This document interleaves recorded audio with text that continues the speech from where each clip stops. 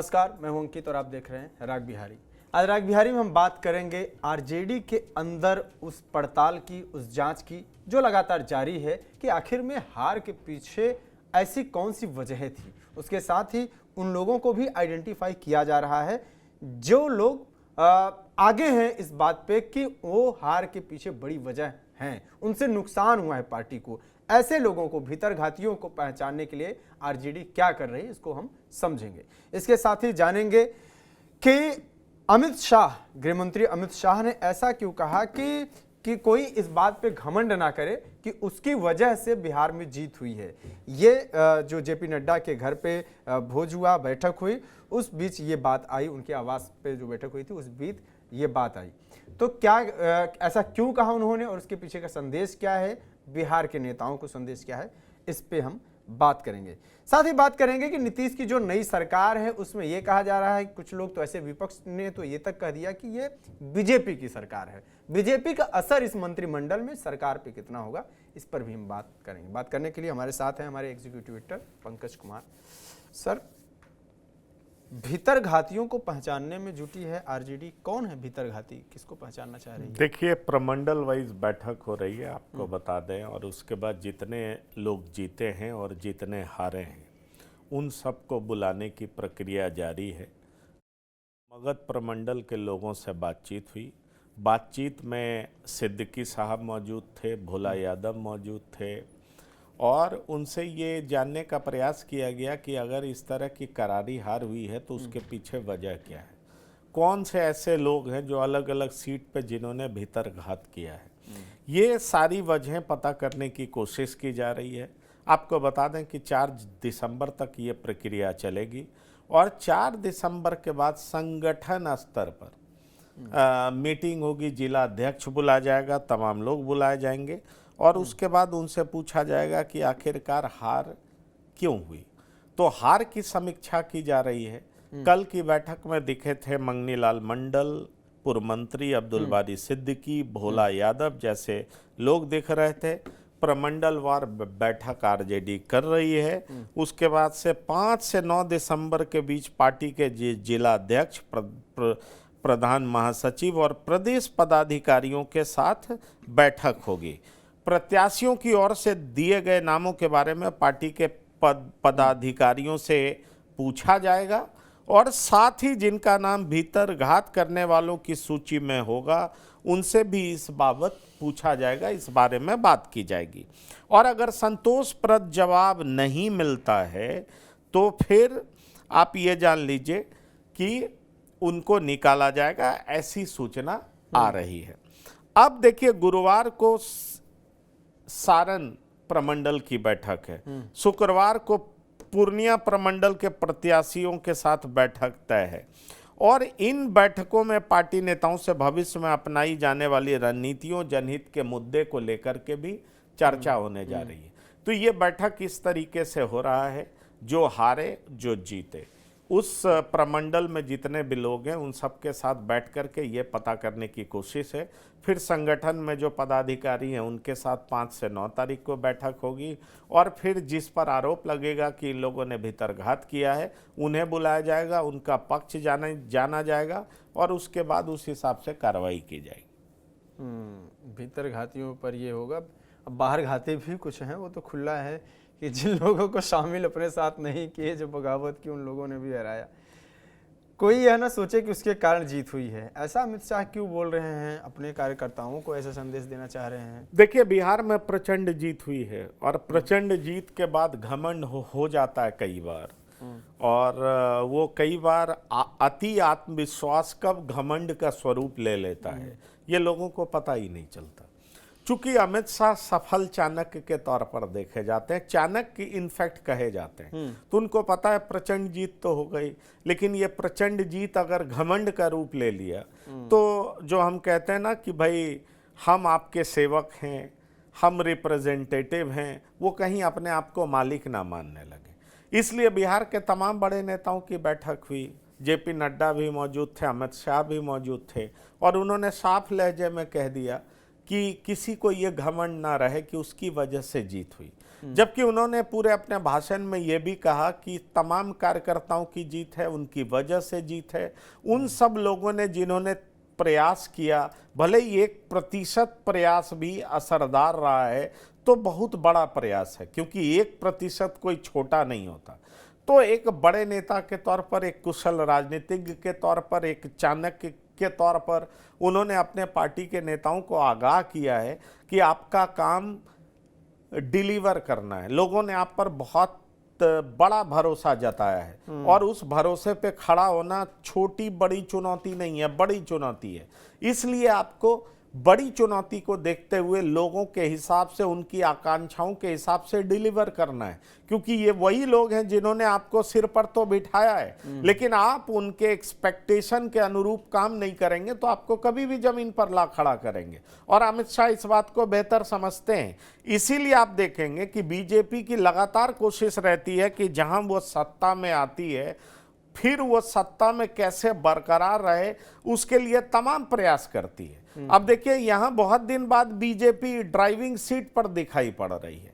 अब सवाल उठता है कि बीजेपी की महत्वाकांक्षा तो 2025 में मुख्यमंत्री बनने की थी, लेकिन अब नीतीश कुमार भी 84 पर बैठे हैं, ये 89 पर बैठे हैं। नीतीश कुमार चेहरा थे, ये भी बात सच है, तो नीतीश कुमार को साइडलाइन तो कर नहीं पाई बीजेपी, लेकिन बीजेपी का नेतृत्व, बीजेपी का नेता, बीजेपी का विधायक जोरदार प्रदर्शन करे, लोगों के बीच में रहे, जबरदस्त विकास मॉडल दिखाए, लोगों से कनेक्टेड रहे, यही सारा मूल मंत्र अपने विधायकों को, नेताओं को दे रहे थे अमित शाह। और इसीलिए उन्होंने कहा कि किसी को घमंड नहीं होनी चाहिए कि बिहार में जीत उसकी वजह से हुई।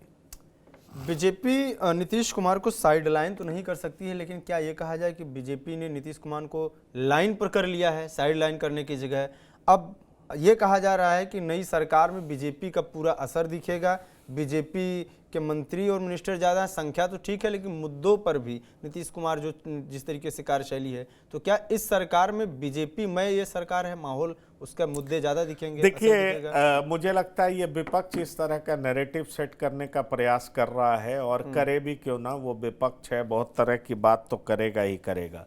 दरअसल आप देखिए, 8 मंत्री जेडीयू के और 14 किन के हैं, तो बीजेपी के। तो इसलिए कहा क्या जा रहा है कि नीतीश की नई सरकार पर बीजेपी का अधिक असर दिखाई पड़ रहा है, ये कहा जा रहा है। लेकिन आप बजट के हिसाब से देखेंगे तो आप ये पाएंगे कि ऐसा नहीं है। बजट के हिसाब से अगर आप देखेंगे तो आप पाएंगे कि भाई बजट तो ज्यादा उन्हीं के पास है, इनके पास कम है। दरअसल बहुत ज्यादा चर्चा इसलिए भी होने लगी कि सम्राट चौधरी को होम मिनिस्ट्री मिल गया। अब आप आज़ादी के समय से देखेंगे तो 2 बार ही ऐसा हुआ है। जब एक महामाया प्रसाद जब मुख्यमंत्री बने थे तब ऐसा हुआ था, और दूसरा कर्पूरी ठाकुर बने थे तब ऐसा हुआ था, और दोनों बार रामानंद तिवारी बने थे गृह मंत्री। पर एक बात समझने लायक है कि ठीक है, बीजेपी ने ये मंत्रालय ले लिया, लेकिन भाई इस मंत्रालय का ट्रांसफर पोस्टिंग किसके पास है, सामान्य प्रशासन किसके पास है? इस बात को आप समझिए। किसी भी जिले में एसपी, डिप्टी एसपी की रिपोर्टिंग डीएम के पास ही होती है, आप इस बात को जान लीजिए। अब डीएम जो चाहता है उस हिसाब से ही जिला चलता है। तो डीएम की ट्रांसफर, डीएम की पोस्टिंग किसके पास है? सामान्य प्रशासन के पास है। इसलिए ये कहना कि मतलब एकदम नीतीश कुमार ने त्याग दे दिया है और पूरे प्रशासन पर उनका राज हो जाएगा, ऐसा नहीं है। आप देखिए दिलीप जायसवाल क्या कहते हैं। दिलीप जायसवाल कहते हैं कि कानून का राज स्थापित हो, ये हमारा प्रयास है, और इसीलिए भरोसा करके नीतीश कुमार ने गृह विभाग बीजेपी को दे दिया है। और बीजेपी को दे दिया है, चलिए ठीक है, बीजेपी भी गृह विभाग ली है, पर आप देखिए बदले में जेडीयू ने ले क्या लिया है? वित्त ले लिया, वाणिज्य ले लिया।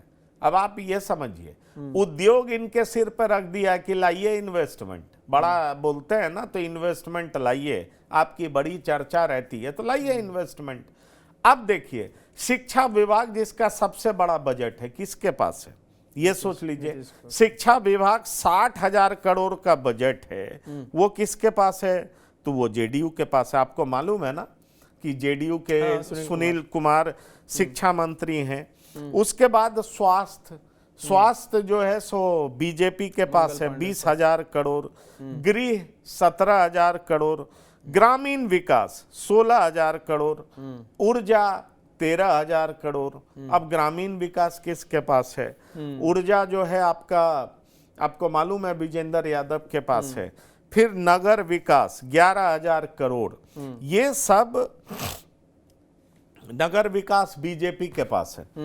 तो अब आप समझिए कि बड़े विकास, बड़े बजट वाले मंत्रालय तो अभी भी जेडीयू के पास है। तो जेडीयू कमजोर कैसे है? गृह इनको दिया तो सामान्य प्रशासन अपने पास रख लिया, तो कमजोर कैसे? नचाएगा तो जेडीयू ही ना, नीतीश कुमार ही तो नचाएंगे ना।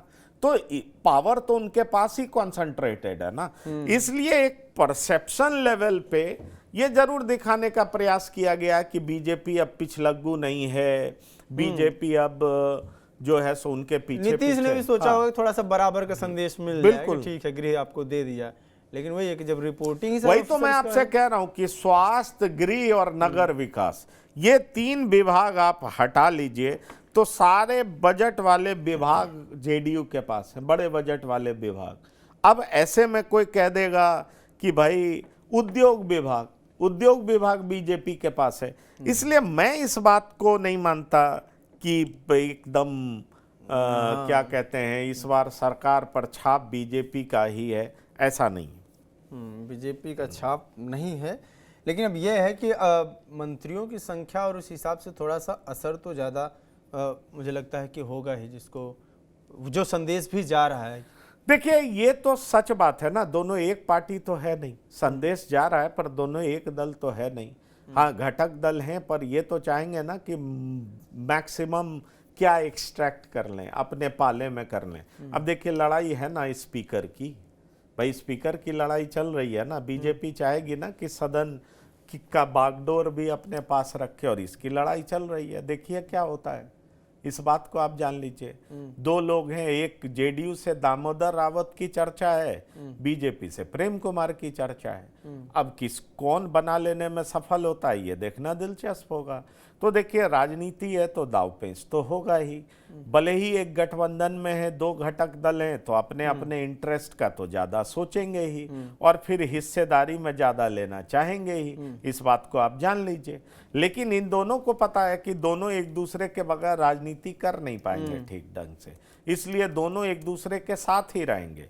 और अगर ज्यादा बीजेपी दबाव बनाना चाहेगी तो ये बात जान लीजिए, अभी भी आप AIM सबको मिला लीजिए, कांग्रेस को मिला लीजिए, इंडियन इंक्लूसिव पार्टी मिला लीजिए, नीतीश कुमार 127 पे पहुंच जाते हैं, ये भी आरजेडी के साथ। तो ऐसा नहीं है कि क्या कहते हैं नीतीश कुमार के पास अब कोई विकल्प ही नहीं बच रहा है। इस बात को अब हाँ थोड़ा मुश्किल विकल्प है, जैसे अभी तक 2005 से 2025 तक की जो स्थिति रही है वो बड़ा आसान विकल्प रहा है। उठते थे और उनके घर के पास ही पिछले दरवाजे से लालू प्रसाद का घर होता था, कब आंखें 4 होती थी, क्या डिसीजन हो जाता था, इधर से उधर मामला चला जाता था। अब देखिए घर भी 200 मीटर दूर कर दिया गया है। ये हम अपने अगले शो में बताने जा रहे हैं कि घर दूर करने की वजह क्या है, ये भी एक वजह है, ये बात आप जान लीजिए। तो सवाल ये है कि भाई इस सब पर नियंत्रण कैसे हो, नीतीश कुमार उधर नहीं जाएं और गठबंधन में बीजेपी मैक्सिमम अपने पाले में क्या ले ले, उसको लेकर के बात चल रही है। अब देखिए उपेंद्र कुशवाहा की पार्टी बड़ा टूटी फूटी से नजर आ रही है, एकदम देह इस्तीफा हो रहा है। प्रदेश प्रवक्ता, राष्ट्रीय प्रवक्ता, महासचिव और कम से कम 10 इस्तीफा हो गया। अब ये कहा जा रहा है कि बेटे को बना दिए, तो इतनी बड़ी बगावत, क्या कुछ गड़बड़ चल रहा है? नहीं देखिए सच बात है ना कि पार्टी खड़ी करने में बहुत लोगों का योगदान होता है ना, बहुत लोग आपके साथ होते हैं तो उनकी भी तो उम्मीदें होती हैं ना। अब आप देखिए कि उपाध्यक्ष इस्तीफा दे रहे हैं, महासचिव इस्तीफा दे रहे हैं, प्रवक्ता इस्तीफा दे रहे हैं। भाई एक तो 6 टिकट मिला, 6 टिकट में किसको कहाँ मिलना चाहिए वो नहीं मिल पाया। और दूसरा ये हुआ कि जब आपको मंत्री बनाना था तो इन्होंने अपने सुपुत्र को बना दिया। भले ही इन्होंने अपने हिसाब से मास्टर स्ट्रोक खेला हो, लेकिन और लोग क्या समझ रहे हैं, और लोग तो ये समझ रहे हैं ना कि भाई ये जो हो रहा है वो पार्टी हित में तो है नहीं, परिवार हित में है। यही आरोप तो सब लोग लगा रहे हैं। पर सवाल ये उठता है कि जितनी भी ये क्षेत्रीय पार्टियां हैं वो तो अपने परिवार के हित को पहले देखती ही। अब देख लीजिए हिंदुस्तानी आवाम मोर्चा ने यही किया। जहां तक सवाल है राष्ट्रीय लोक मोर्चा का, उसने भी यही किया। लालू प्रसाद लंबे समय से ये करते आ रहे हैं। तो इसलिए जो क्षेत्रीय दल है उसका इंटरेस्ट, पारिवारिक इंटरेस्ट तो होता ही है। और इसी वजह से आप जान लीजिए कि कई सारे कार्यकर्ता जो लगातार काम करते हैं, मेहनत करते हैं, उनको बड़ी दिक्कत होती है और इसलिए वो समझते हैं कि क्यों नहीं पार्टी को छोड़ दिया जाए। तो फिलहाल बिहार की जो राजनीति है उसमें इस टाइम पे यही मुद्दे हैं, चर्चे हैं। जाहिर सी बात है इलेक्शन हो गया है, अब हर जगह यही बातचीत चल रही है कि आखिर में जिसकी जीत हुई है किस वजह से जीत हुई है, और हार हुई है तो किस वजह से हार हुई है। जीत को लोग एंजॉय कर रहे हैं, उसका जश्न मना रहे हैं और आगे की तैयारी में लगे हुए हैं। हारने वाले इस बात की समीक्षा कर रहे हैं कि कहीं कोई भीतरघात हुआ है या कहीं समीकरणों में गड़बड़ी हुई है या जो भी और जो उसके पक्ष विपक्ष होंगे, इन सब चीज़ों पे बात चल रही है। इसके साथ ही नई सरकार जो बनी है इसका स्वरूप कैसा है, इस पर विपक्ष के भी बयान आ रहे हैं और नई सरकार के जो गठबंधन में लोग हैं वो सब भी इस पर मंथन कर रहे हैं कि कहीं कोई गड़बड़ी आगे ना हो और चीज़ें समान तरीके से चलें। क्या होता है ये देखना होगा। अपनी राय कमेंट बॉक्स में देते रहिए। देखते रहिए राग बिहारी। नमस्कार।